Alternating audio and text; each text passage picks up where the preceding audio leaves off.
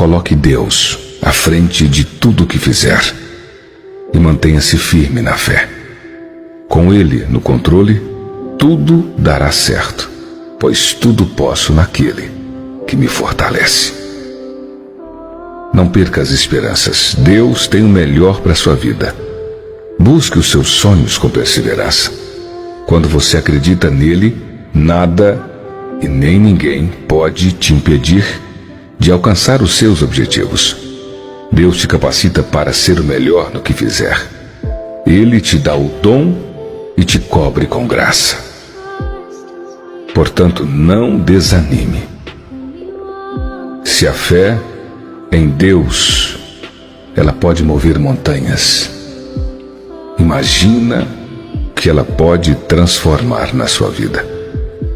Está escrito: o que é nascido de Deus vence o mundo.